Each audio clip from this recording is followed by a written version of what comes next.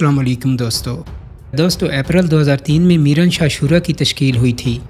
اس کے قیام کی تقریب میں مرحوم جنرل ریٹائرڈ حمید گل اور مولانا فضل الرحمان بھی موجود تھے۔ اس کے پاس جنگجوؤں کی تعداد بھی بہت زیادہ تھی اور ان کے پاس اپنے وسائل جنریٹ کرنے کی صلاحیت بھی باقی تمام دیگر شوراؤں سے زیادہ تھی۔ جلال الدین حقانی کے بیٹے سراج الدین حقانی جو اب افغانستان کی نئی طالبان حکومت میں وزیر داخلہ ہیں، وہ اس کے مرکزی کمانڈر تھے۔ اس شورا کا ابتدائی دائرہ کار مشرقی افغانستان کے صوبوں پکتیا، خوست اور کابل تک پھیلا ہوا تھا، یعنی تمام مشرقی افغانستان ان کے اثر میں تھا۔ یہ تقریباً 46 اضلاع کا ایک نیٹ ورک تھا اور اس کے 4 صوبے بنتے تھے۔ یہاں انہوں نے اپنے شیڈو حکمران نامزد کر دیے تھے جنہیں یہ موصلین کہتے تھے۔ دوستو اس طرح میران شاہ شورا یعنی حقانی نیٹ ورک کو بہت شروع میں ایک مرکزی طاقت کی حیثیت مل گئی تھی، کیونکہ ان کے پاس ایک central command and control structure بن گیا تھا۔ امریکیوں اور اتحادی فورسز پر سب سے زیادہ تابڑتوڑ حملے پورے 20 سال میں اسی شورا کی عملداری میں ہوئے تھے۔ ابتدا میں بھی جنگی لحاظ سے یہ سب سے متحرک شورا تھی، البتہ شروع کے حملوں میں انہیں خود بہت نقصان اٹھانا پڑا تھا، جس کے بعد انہوں نے اس کا ایک توڑ نکالا کہ انہوں نے بھرتیاں تیز کر دیں تاکہ جانی نقصان کو فوری طور پر کور کیا جا سکے۔ بھرتیوں کے لیے میران شاہ شورا نے پاک افغان سرحد پر موجود بہت سے مدارس میں اپنی ٹیمیں بھیجیں اور مذہبی رجحان رکھنے والے بچوں اور نوجوانوں کو ہائر کیا۔ یہاں سے انہیں بڑی تعداد میں افرادی قوت بھی ملنے لگی۔ دوستو حقانی نیٹ ورک کا سب سے خطرناک ہتھیار خود کش حملے تھے جنہیں وہ فدائی حملے کہتے تھے، اور اس کے لیے بھی انہیں پاک افغان سرحد پر موجود مدارس کے منتظمین بہت مدد فراہم کرتے تھے۔ وہ لوگ اپنے مدارس اور قریب و جوار سے سینکڑوں ایسے معصوم بچوں کو تیار کرتے تھے جو ان کے بقول اپنی خوشی سے بارودی جیکٹ پہن کر خود کو اڑا دینے کے لیے تیار ہوتے تھے۔ تو ملا عبید اللہ اور ملا عبدالغنی برادر جو رہبر شورا کے سب سے طاقتور لوگ تھے، وہ اسی میران شاہ شورا کو باقی شوراؤں کی طرح رہبری شورا کے انڈر لانا چاہتے تھے تاکہ جنگ کو ایک مرکز سے کمان کیا جا سکے اور دنیا کے سامنے اپنی طاقت اکٹھی کر کے دکھائی جا سکے۔ 2003 ہی میں کوئٹہ شورا کے سینئر لیڈر نے میران شاہ شورا یعنی حقانی گروہ کو قائل کر لیا کہ وہ ان کی اطاعت قبول کریں۔ سراج الدین حقانی کچھ شرائط پر ایسا مان گئے اور ان کے 2 نمائندے کوئٹہ شورا کا اہم حصہ بن گئے۔ اس طرح ان کے ضلعی موصلین اور افغان صوبوں کے حقانی نیٹ ورک کے شیڈو گورنرز بھی کوئٹہ شورا کے انڈر آ گئے۔ لیکن دوستو سراج الدین حقانی کا گروپ اور ان کی شورا ختم نہیں ہوئی۔ وہ رہبری شورا کی رسمی اجازت سے اپنی جداگانہ حیثیت برقرار رکھتے ہوئے مسلسل آپریشن کرتے رہے، بلکہ رہبری شورا سے کہیں زیادہ تند و تیز طریقے سے گوریلا جنگ دراصل لڑی ہی میران شاہ شورا نے تھی۔ جن سالوں میں رہبری شورا کابل سے بہت دور تھی، اس وقت بھی کابل کے اندر تک بم دھماکوں جیسی بڑی بڑی کارروائیاں حقانی گروپ کے دم قدم ہی سے ہو رہی تھیں۔ ان کا اثر اتنا زیادہ تھا کہ امریکی صدر، امریکی وزیر خارجہ، سیکرٹری ڈیفنس اور پینٹاگون سب اپنے انٹرویوز میں انہی کا نام لیا کرتے تھے۔ تو ان سب واقعات سے آپ اتنا تو لازمی سمجھ چکے ہوں گے کہ 2003 تک طالبان نے ایک مرکزی ادارہ بنا لیا تھا جس کے تحت وہ آگے کی جنگ لڑنے والے تھے۔ اس مرکزی رہبری شورا کا پہلا مقصد تھا کہ وہ امریکہ اور دنیا کے سامنے اپنی بارگین پوزیشن مضبوط کر سکیں۔ ابتدا میں امریکہ کو افغانستان سے نکالنا ان کے مقصد میں ہرگز شامل نہیں تھا، لیکن ظاہر ہے کہ اصل میں دیر پا مقصد بہرحال یہی تھا کہ امریکہ اور اس کے اتحادی مکمل طور پر افغانستان سے چلے جائیں، اور اپنے مقاصد کے حصول کے لیے اب انہیں بہت زیادہ فنڈز چاہیے تھے۔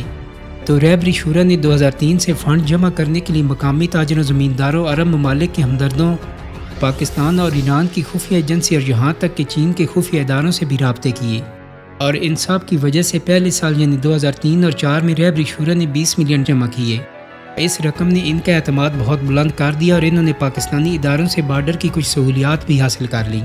اور دوستو یہ سہولیات کچھ لو اور کچھ دو کی بنیاد پر حاصل کی جاتی تھیں، یعنی کچھ خاص سامان اور کچھ خاص لوگوں کو طالبان آنے اور جانے دیتے تھے، اور بدلے میں بارڈر پر موجود دونوں طرف کی سیکیورٹی فورسز انہیں یا ان کے کچھ لوگوں اور مخصوص سامان کو آنے اور جانے دیتے تھے، اور یہ سب کچھ خفیہ طور پر طے ہوتا تھا۔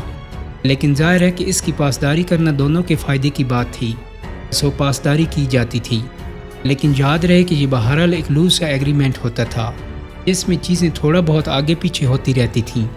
2004 سے کوئٹہ شورا نے اب باقاعدہ کام شروع کر دیا۔ ان کا پہلا مشن تھا کہ افغان صوبوں میں شیڈو گورنرز لگائے جائیں۔ ان گورنرز کے ذمہ رہبری شورا کئی اہم کام لگاتی تھی اور پھر ان سے رپورٹس طلب کرتی تھی۔ دوستو جو کام باقاعدگی سے شیڈو گورنر کے کرنے کے ہوتے تھے وہ یہ تھے: طالبان جنگجوؤں اور عہدیداروں کی حفاظت کرنا اور تمام اخراجات کی تفصیلات رہبری شورا کے فینانس کمیشن کو بھیجنا، تو دوستو انہی شیڈو گورنرز کی نگرانی میں طالبان کی ٹیمیں رات کے اندھیرے میں موٹر سائیکلوں پر آتیں اور ان لوگوں کو نشانہ بناتی جو امریکیوں یا حامد کرزئی کی حکومت سے تعاون کر رہے ہوتے تھے۔ ایسی کارروائیوں سے علاقے میں خوف پھیل جاتا اور سرکاری اہلکار علاقہ چھوڑ کر چلے جاتے۔ جن جگہوں سے سرکاری اور عالمی فورسز کے نمائندے چلے جاتے وہاں سب سے پہلے طالبان یہ کرتے کہ مسجدوں میں اپنے ملا کو لا کر بٹھا دیتے۔ پھر مساجد کے ذریعے علاقے میں یہ واضح کیا جاتا کہ افغانستان پر یہودی سازش کے تحت قبضہ کیا گیا ہے، امریکیوں نے اسلام کے خلاف جنگ شروع کر دی ہے، اس لیے کفار سے لڑنے کے لیے سابق امارات اسلامی یعنی طالبان کی مدد کی جائے کیونکہ یہ ایک اسلامی اور ملی فریضہ ہے۔ پھر نوجوانوں کا خون گرمانے کے لیے بلند آواز میں ایسے ترانے بھی مسجد کے لاؤڈ سپیکر سے لگائے جاتے جو انہیں جوش دلاتے۔ دوستو اب یہاں سے طالبان کے کرنے کے اہم ترین کام شروع ہوتے تھے، ایسے کام جو انہیں ان کے نظریات کے مطابق ہر صورت انجام دینے تھے۔ اب یہ کام کیا تھے ایک ایک کر کے انہیں دیکھتے ہیں۔ 2004 میں افغان صدارتی الیکشن ہو چکا تھا جس میں حامد کرزئی افغانستان کے صدر منتخب ہوئے تھے۔ اس الیکشن کو طالبان متاثر نہیں کر سکے تھے کیونکہ اس وقت ان کی تنظیم بہت کمزور تھی، لیکن اب 2005 میں افغانستان کا پارلیمانی الیکشن ہونے والا تھا اور اس سال تک طالبان مضبوط ہو چکے تھے چونکہ وہ جمہوریت ہی کے خلاف تھی اور یہ حکومت تو ویسے بھی ان کے نزدیک ایک کافر حکومت تھی، اس لیے وہ 2005 کے الیکشن کو کسی طرح کامیاب ہوتا نہیں دیکھنا چاہتے تھے۔ اور ویسے بھی دوستو یہ پہلا موقع تھا کہ انہوں نے اپنے جنگجوؤں اور اپنے حامیوں کو دکھانا تھا کہ رہبری شورا کتنی طاقتور ہے اور کیا کر سکتی ہے۔ یاد رکھیں کہ اس وقت تک عالمی میڈیا سمیت امریکن انٹیلیجنس تک میں کسی کو کوئٹہ شورا یا حقانی نیٹ ورک کی بھنک بھی نہیں پڑی تھی۔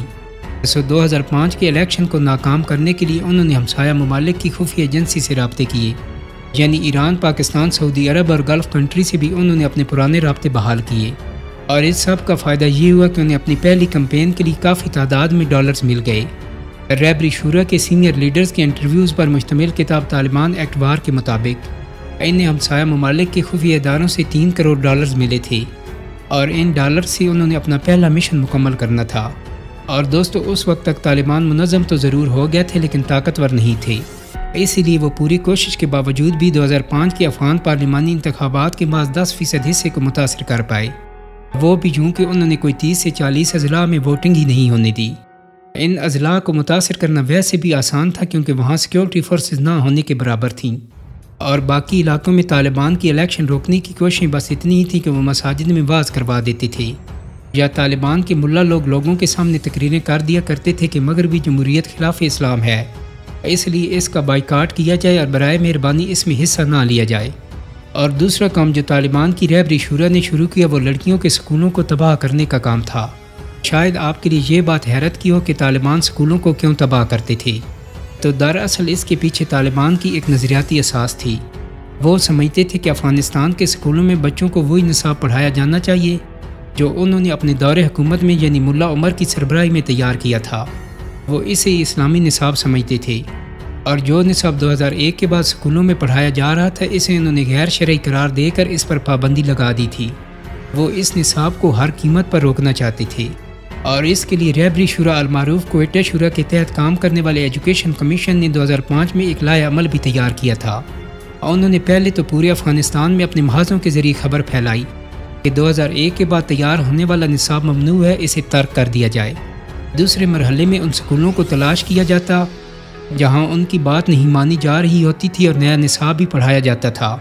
ایسے سکولوں کی انتظامیہ کو وارننگ دی جاتی کہ وہ یہ نیا نصاب پڑھانا بند کر دیں، لیکن اگر وارننگ کے بعد بھی سکولز میں نیا نصاب بند نہیں کیا جاتا تو تیسرے مرحلے میں انتظامیہ کو مارا پیٹا جاتا، اور اگر پھر بھی سکول میں وہ نیا نصاب جاری رکھا جاتا تو ٹیچر، انتظامیہ یا ذمہ داروں کو قتل کرنے یا سکول کو جلا دینے کا مرحلہ شروع کر دیا جاتا۔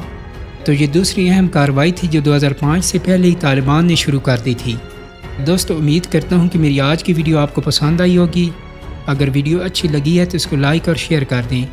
میرے چینل کو سبسکرائب کرنے کے ساتھ ساتھ بیل آئیکن کو بھی کلک کر دیں تاکہ آپ کو میری آنے والی مزید ویڈیوز کے نوٹیفیکیشن ملتے رہیں۔ بہت جلد ہی ایک نئی ویڈیو کے ساتھ ملاقات ہوگی۔ اپنا بہت سارا خیال رکھیے گا۔ اللہ حافظ۔